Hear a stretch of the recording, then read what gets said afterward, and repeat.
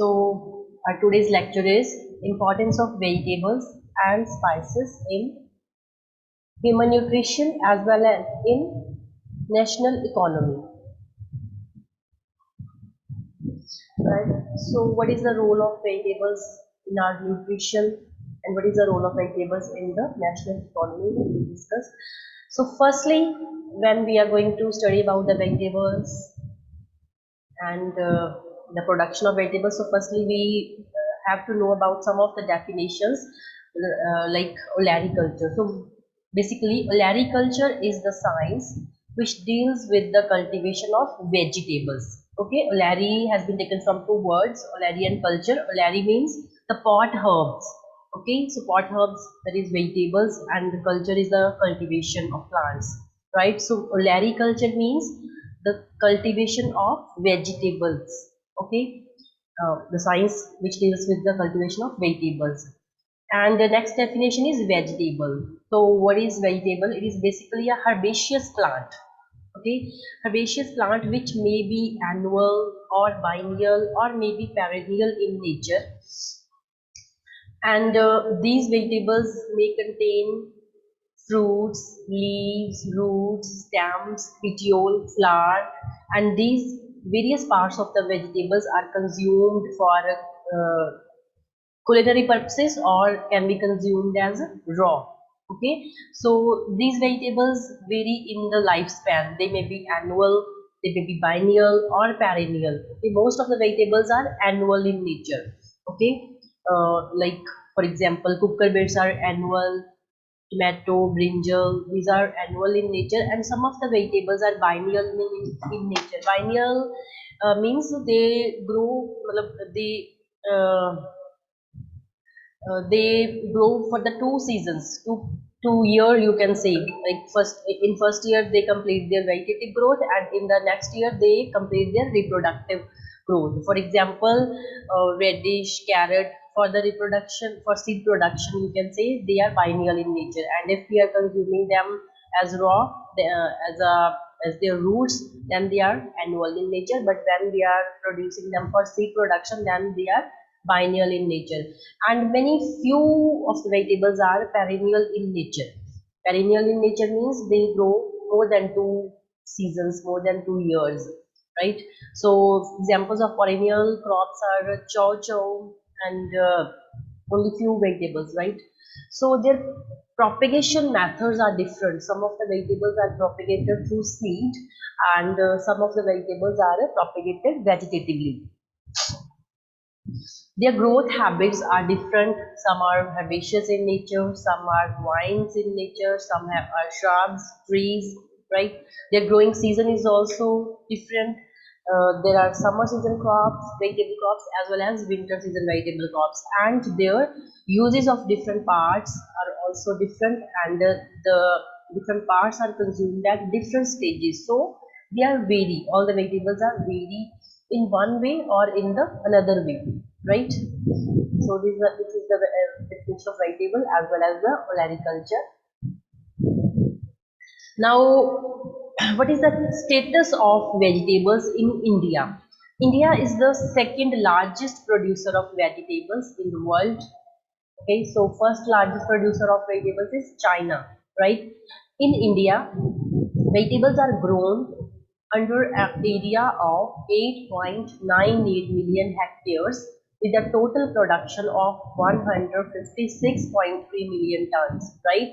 Vegetables are grown on 8.98, nearly 9 million hectare area, and total production is annual production 156 million tons, and productivity per hectare is 17.4 tons per hectare. And in India, top 5 states where vegetables are grown, these states are West Bengal, Uttar Pradesh, Bihar, Andhra Pradesh, and Odisha. And the state which leads in the productivity, means highest productivity from the vegetables, is taken in the state of Tamil Nadu. And India shares 13 to 14% of the vegetables in the world production, right? So India's share in vegetable total world's vegetable production is 13 to 14%, right? Now, what is the importance of vegetables? Vegetables are very important. They are playing a role in our balanced diet. Okay, so we are getting balanced diet because of vegetables, because these vegetables are energy-rich foods. And if we are taking these vegetables, we are getting all the carbohydrates, minerals, all the nutrients, vitamins from vegetables, and it helps to balance our diet. Okay, these vegetables are energy rich foods. Consumption of vegetables in the sufficient quantities provide taste, palatability, increase our appetite, and provides fair amount of fibers, right? So if we are taking sufficiently vegetables, then we are getting sufficient amount of fibers. It helps in increasing our appetite. Okay, and these vegetables, as these are rich in nutrients, okay, protective nutrients, so these also help us to protect against some degenerative diseases. Okay, and these vegetables also help to neutralize the acids which are produced during the digestion of proteinous and fatty foods. When we take fatty foods, or when we take protein rich foods, then some of the acids are developed in our body, and these acids are neutralized by the vegetables that we are consuming along with, right? So vegetables also provide valuable roughage which promote digestion and helps in preventing constipation. So these vegetables help to help against many diseases, help to promote our digestion, okay, and neutralize acids. So this is the importance of vegetables in our diet. So vegetables are regarded as healthy foods. So how we can say these vegetables are healthy foods? Because these vegetables can be called as productive foods. These are energy rich foods. So these are providing us carbohydrates, protein, fats. So what is the feature of carbohydrate? What carbohydrates it doing in our body? So in our body, carbohydrates are required because it serves as chief source of energy in the food, and many of the vegetables are rich in carbohydrates in the form of starch and in the form of cellulose. So carbohydrates daily requirement of a person is 400 to 500 grams, and many vegetables like sweet potato, cassava, carrot, taro, pea, onion, elephant foot yam, these vegetables are rich in carbohydrates. So when we consume these vegetables, we also consuming carbohydrate, which is a chief source of energy, right? Next, many vegetables providing us protein. The daily requirement of protein in our body is 60 to 70 gram, and if there is deficiency of protein, then there will be retarded growth in children, there will be discoloration of skin and hair. So there are many vegetables like pea, cowpea, broad bean, lima bean, fenugreek leaves, celery, drumsticks. So these all vegetables provide us protein rich. These are protein rich, and these are providing us protein. Next, fats. Vegetables are very low in fats, right? So when we consume vegetables, it doesn't add any fat to our body. So some of the vegetables which are having some of fat, these are chili, sweet pepper, brinjal, and snake oil. So these vegetables are regarded as productive food because these are rich in energy. Then these are also known as protective foods. Vegetables are also known as protective foods because these vegetables protect us against many diseases, right? So diseases like night blindness, xerophthalmia, frequent respiratory infection, these are some of the diseases and some of the problems that are caused due to the deficiency of vitamin A. So vitamin A rich vegetables are carrot, amaranthus, palak, fenugreek leaves, broccoli, kale, tomatoes. These all the vegetables are rich in vitamin A, and they prevent us from the diseases like night blindness, right? Then there are some other diseases like beriberi disease. Sometimes there is loss of appetite, dilation of heart, This is the deficiency of vitamin B1 or thiamine, right? So there is a uh, if there is a deficiency of vitamin B1, then these diseases may occur. But to escape from these diseases, we should consume the vitamin B1 rich vegetables like palak, pea, tomato, chili, muskmelon, garlic, leeks. So these vegetables providing vitamin B1. Then vegetables like palak, chili, sweet pepper, broccoli, lettuce, celery. These these vegetables are rich in riboflavin or vitamin B2. So these vegetables protect us against ulcers in the oral cavity, loss of hair and dry scaly skin, cracked lips, right? Then there is deficiency of niacin, then some of the diseases like plagra, nervous breakdown, stomach and intestinal disorder or sore tongue will be there. So the vegetables which are rich in niacin are palak, amaranthus, bitter gourd, chili, radish, lettuce, carrot and pea.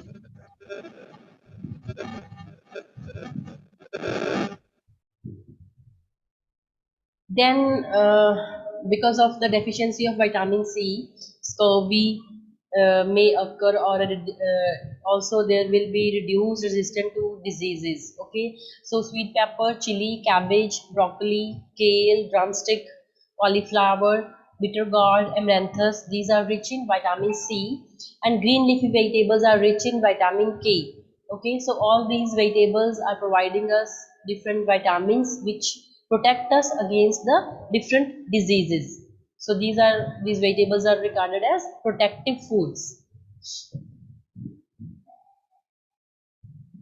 Then minerals. These vegetables are also providing us various minerals which help us in one or the other way. Okay, so they play a major role in functioning of physiological activities and reproduction. These are components of various body constituents. For example, calcium.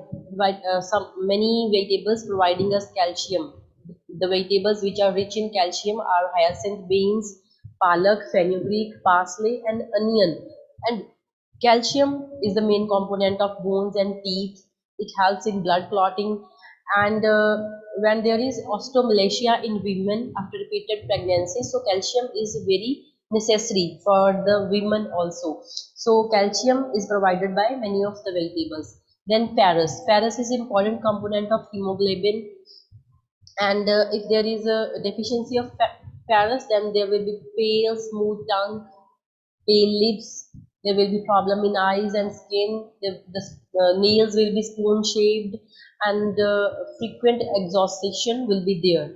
So the many green leafy vegetables, these are rich in iron. So we are getting iron also from the vegetables. Then phosphorus, many vegetables like garlic, pea, lima bean, mushroom, chili, cauliflower, broccoli, bitter gourd, these are rich in phosphorus, and phosphorus is the main component of DNA, which is the basis of life.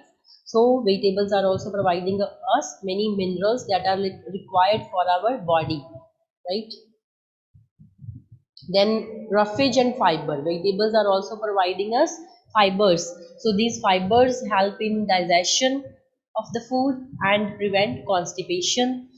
And leafy vegetables and root vegetables, these are rich in fiber content and cellulose content, right? So this is all regarding the uh, vegetables. What are the vegetables providing us, right? Now, what is the daily recommendation of vegetables? Okay, so daily recommendation by Indian Council of Medical Research for an adult man is 300 grams of vegetables per day. And in this 300 gram of vegetables, it includes 100 gram roots and tubers, 125 gram of leaf vegetables, and 75 grams of other vegetables. However, this recommendation may vary according to the age of the people as well as according to the nature of the work they are doing, right? So mainly you can say for an adult, the daily recommendation of vegetables is 300 grams, right? Now, vegetables, cultivation of vegetables as a source of income and self-employment, right? So people, farmers are cultivating vegetables, they are growing vegetables because they are earning income and self-employment from vegetables, right? So how you can say that they are earning more? So first of all, yield per area is higher than the cereal crops. Okay, so vegetables yields higher than cereal crops and pulses. For example, tomato yields 400 to 500 quintals per hectare and garden pea yields 100 quintal per hectare, whereas when we compare it to the cereal crops like wheat and pulses, the yield of wheat is only 25 to 30 quintals per hectare, and for pulses the yield is 10 to 15 quintals per hectare. So here you can compare that the yield of vegetables is more, okay, more than cereal crops, right? So this is how the people can generate more income when they are growing vegetables, right? Yield is higher, then these vegetables act as an important source of farm income. Farm income is more when we are growing vegetables, because the net return from the vegetables may be 1 lakh to 1.25 lakhs per hectare, which is 4 to 5 times more than cereals. If we talk about cereals, the net return may be only 25,000 per hectare, and for vegetables it is 1 lakh to 1.25 lakhs per hectare. And when we grow tomatoes in off season, the net return is 1 lakh per hectare, and when we are growing peas in off season, then we are earning more, 80,000 per hectare. So net return is more in case of vegetables than cereal crops.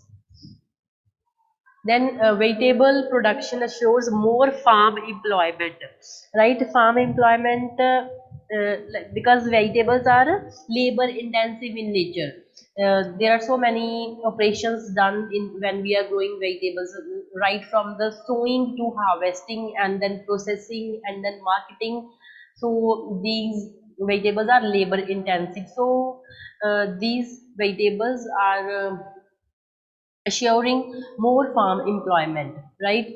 So labor intensive operations are there, and these are related to secondary activities like transportation and marketing. These provide more job opportunities for the farmers and his family. So here example has been given of tomato and rice.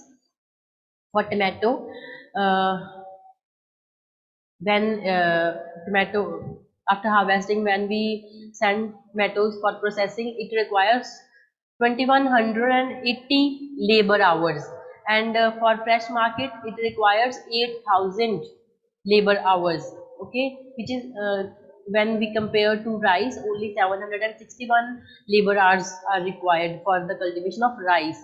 So we can compare that in tomato, in case of tomato, the labor hours are more, so more farm employment can be given. Thus, vegetables have a great potential for using idle or seasonally underemployed farm workers to increase the family and total cash earnings, right? Next is high cropping intensity. Cropping intensity of vegetables again higher than the cereal crops, because these vegetables are short duration vegetables. These are short duration in nature. For example, carrot, radish, turnip, pea, okra, potato. These are short duration crops, and they're having more cropping intensity. Cropping intensity means we can grow number of crops in a year. In a year we can grow potato, then onion, then French bean, then okra. So it means four crops in a year. It means 400% cropping intensity. right? And in case of radish, pea, French bean, okra, means firstly we grow radish, then pea, then French bean, then okra, all the four crops in 1 year, right? So there is the cropping intensity will be 400%. So when we talk about the field crops like rice and wheat. Rice is also taking 4 to 5 months from sowing to harvesting, and then wheat again. So there are only two crops in a full year. So the cropping intensity will be 200% only. And some crops like sugarcane, it takes nearly 1 year or even more than 1 year. So cropping intensity will be less in case of sugarcane, and it is higher in case of vegetables. Then industrial development. When we talk about vegetables, many industries also grow. For example, processing industry. Processing industry, as many of the vegetables are being processed for various products, like chips are the product of vegetables, then sauces, and many of the beverages, these are the products of vegetables. So processing industry also flourish when we grow vegetables, and the seed industry also come up on a big scale when we grow vegetables. Foreign exchange earners. So vegetables are exported to many different countries, so they also earn foreign exchange. India is the major exporter of vegetables, and it exporting approximately $246 million of vegetables annually, right? So vegetables are exported in fresh form, in dried form, and in preserved form, or as a processed products, right? So major commodities that are exported from India are potatoes, tomatoes, onions, lettuce, fresh peppers, squash and gherkins, peas, cabbage, sweet corn, baby corn, okra, cucumber. So all these commodities are exported from India in fresh form. And dried and preserved vegetables are also exported to many countries, and these are in demand in Egypt, Sri Lanka, UAE, USA, and Turkey. Right? So, in this way, vegetables help to earn foreign exchange. Then there are some problems which are associated with the vegetable production, right? So why many of the farmers do not follow vegetable production? Why they are following only that particular cereal crops? They are not growing vegetables because there are many problems which are associated with the vegetable cultivation. First biggest problem is non-availability of a quality seeds, right? So when we grow vegetables, first thing that we need is the quality seed.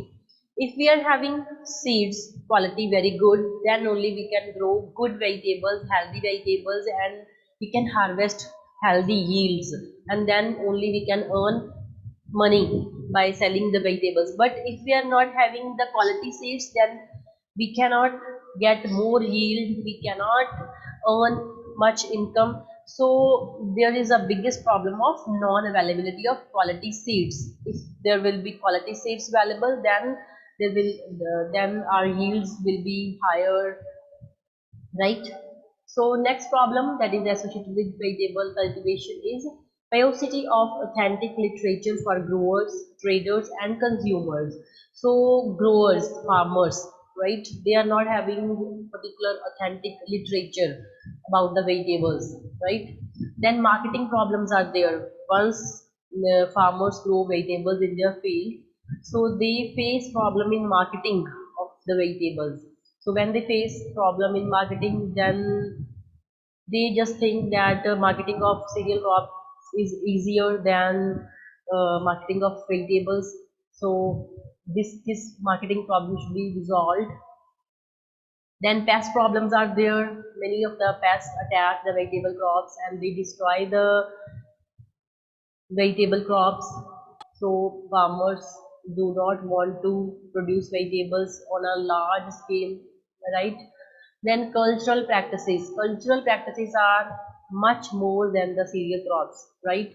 They require more hoeings, more weeding, more care than the cereal crops, right? Then irrigation facilities. Irrigation facilities are also not very good to grow the vegetables, right? Then consumption pattern is also very less.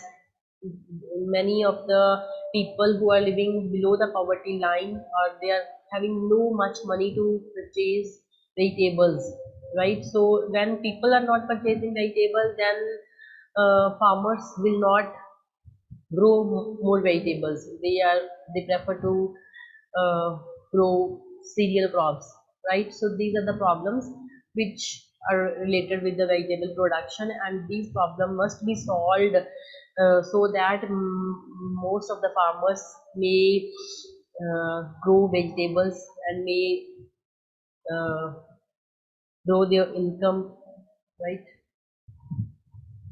Now, what is the importance of vegetables in the national economy?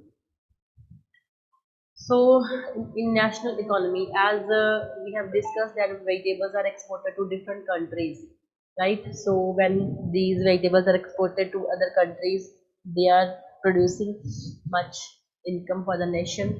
So, annually we produce 156 million tons of vegetables from an area of nearly 9 million hectares, that is 8.98 million hectares, and it contributes 13.4% of to the world's production, right? So vegetable crops have a high export potential, and annually we are exporting vegetables worth 4,431 crores in fresh form or in processed form, right? And APIDA is the nodal organization that is involved in the regulation of export and import of various food products.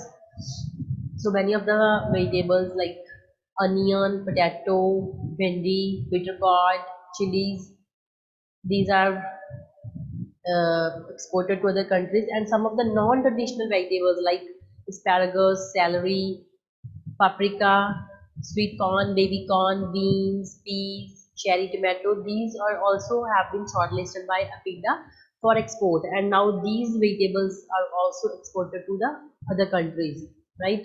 So among the different vegetables which are exported to the other countries, 77% of the onion produced in India is being exported to other countries, thus it earning a valuable foreign exchange to the country, right? So onion and the traditional vegetables are being imported by Gulf countries, Singapore, Malaysia, Sri Lanka, Bangladesh, and Nepal.